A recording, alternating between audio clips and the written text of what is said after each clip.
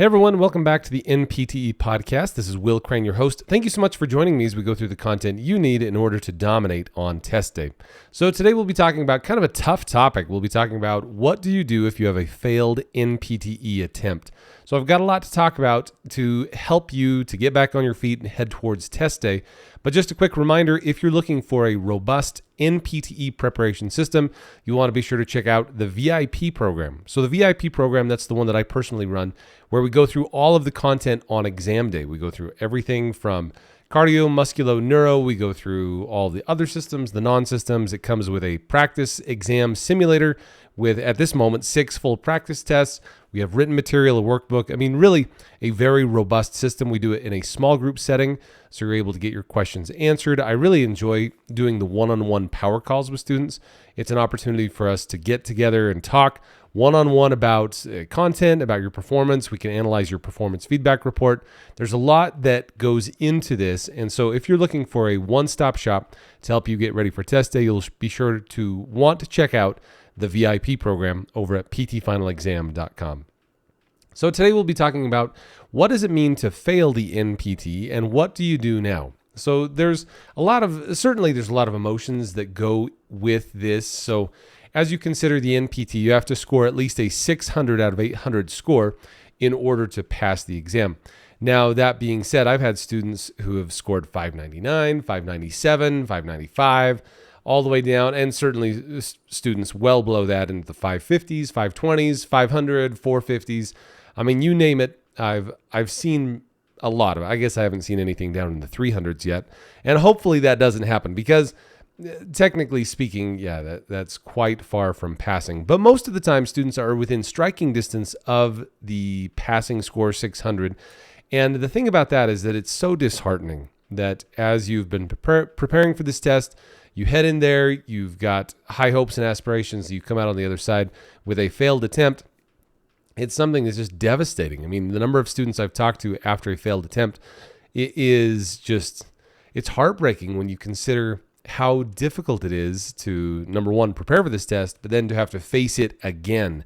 And so almost always there's a few key steps. We'll talk about a few of these, a few items of what you can do now, but just the general overview of what I talk to students about when it comes to preparing for a retake of the NPTE is there's always 3 main steps. Number 1, you have to retain all of the content knowledge that you already have.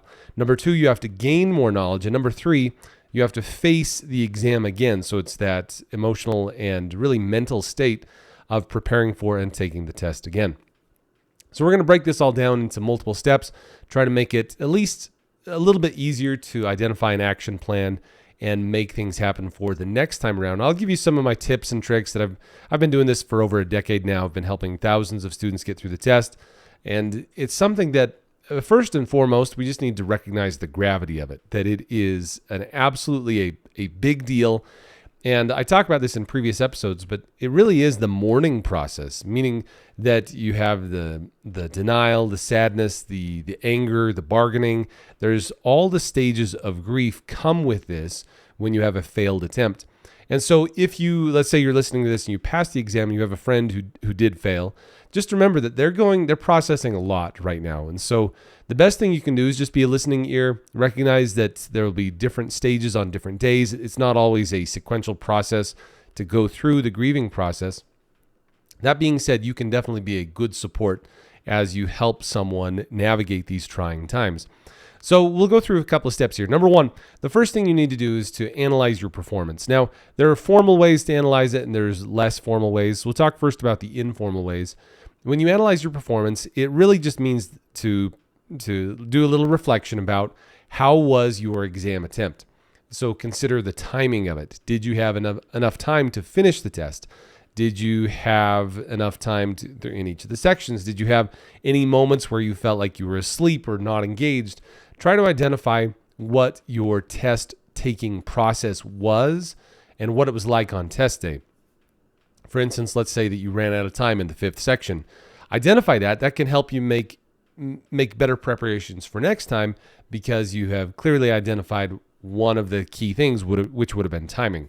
Another one would be anxiety. So a lot of folks will experience anxiety after, say, section 1 or maybe on section 3 or 5, or 2 or 4, really any of the sections. But identify when the anxiety came on and do your very best to identify what triggered it. And so almost always anxiety comes from a feeling of being out of control. So as you consider how can you be more in control the next time you take the test, consider what it would take to, say, control your breathing, say, control your timing, your preparation process. There's a lot that you can control, and the more you are in control, the less anxiety you will feel. Other things to consider when you're analyzing your performance would be the content. Were there content areas that you felt very weak in? So for instance, let's say there were a lot of cardiovascular questions that you just didn't know the answer to. So that would, again, give you a good guide about what to focus on for your next attempt. Now, these are informal ways. You can formally request and purchase your performance feedback report. So the performance feedback report, it is a detailed breakdown of each body system and section on the exam that shows you exactly what your scores were in each of those subsections. Now, the unfortunate part about the performance feedback report is that it does not give you any of the questions. So you can't see any of the questions that you took, but you can see your score based on each of the individual content areas. Now, as far as when to purchase that score report, most of the time it's very helpful if you're down below 570, 580. Certainly, this is a very loose guideline, so don't take this as a hard and fast rule. Most of the time, if you are scoring in the 590s, you're probably very, very close in every section. And so just boosting your score by a few questions in each of them, it's likely going to get you over the top. If you're down below, say, the 570, 580 mark, you're down below that, then it starts to become a question of, okay, what specific areas do I need to work on? And it can be helpful still at that point. And you can see whether you had difficulties on, say, section 1 or section 5. It helps to break it down a little bit more so you can be more prepared for the next time you take it. So the performance feedback report does give you some very valuable information. As far as what that exactly looks like, if you've taken the PEAT exam, the Practice Examination and Assessment Tool, the PEAT, if you've taken the PEAT, the score report for the PEAT is identical to the score report, the performance feedback report that you would purchase from FSBPT. As far as your free report, the free report simply says pass, fail, and then your score, your scale score. And that's really all the detail you get with your just regular free report. So if you want more information, you really do have to purchase that exam performance feedback result or performance feedback report. So that's number one. You've got the formal and informal ways to analyze your performance on test days. So that's both related to what we'll call the soft skills of test taking performance, as well as the content areas. Other things you need to do, so now as we work our way down this action plan, is after you've identified the areas that need improvement, so whether that's cardio, musculo, non-systems, whatever it is, like I just talked to someone this last week who they felt like they were very weak when it came to the modalities and the parameters, indications, and contraindications. That, again, would be a key item for their study plan heading into the next exam. Once you have these key areas identified, the next step is to make a game plan, to make an actionable step or checklist so that you can go through each of these bits of content. So the simplest way, and this I recommend this, I've been recommending this for years now, is to make a top 10 list. Try to think of the top 10 things that you wished you'd spent more time on preparing for test day. Now, the advantage you'll have is that having the exam fresh in your mind, you can recall the topics that were tricky for you. Again, it's not going to help to think about the specific questions, but the topics, you absolutely should make a list of topics that you wished you had studied more. So for instance, let's say modality parameters, let's say that was on your short list, that would absolutely go onto your top 10 list. Or let's say they asked about some pediatric milestones that you weren't familiar with. All right, pediatric milestones, those are going on your top 10 list to identify, or not just identify, but to really remedy and improve over the next few months as you target the next exam day. So now we get to a little bit of a willism here. When it comes to preparing for a retake of the exam, my general suggestion is to take it sooner rather than later. And there are some exceptions here, so it's not a hard and fast rule.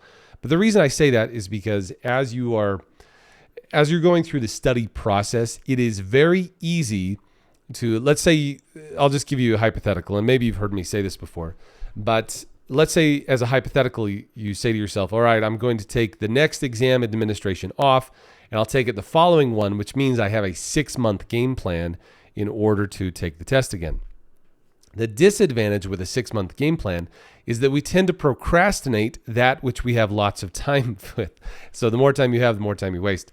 Essentially what that will result in, or I've seen, it could result in this, that you take a mental vacation for about 3 months, you forget everything you already knew, and then you have to start from almost from behind when you start studying again about 6 weeks before the next exam day.